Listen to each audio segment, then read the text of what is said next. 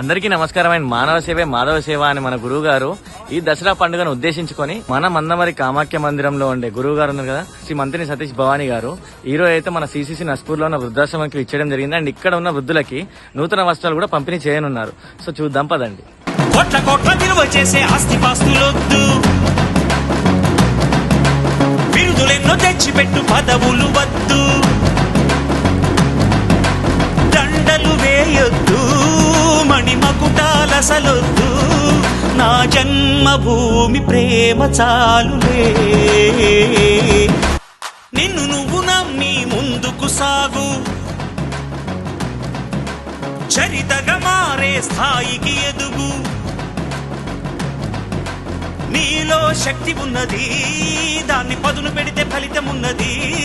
మంచి రోజు రేపే ఆరంభించవా. అరే దశమహావిద్యా దేవాలయం ఆధ్వర్యంలో మా ఆత్మబంధువులందరినీ కలిసి నూతన వస్త్రాలంకరణ దసరా రోజు వారికి కావలసినటువంటి భోజన సదుపాయాలన్నీ కూడా అమ్మగుడి తరపున ఏర్పాటు చేయడం జరిగింది.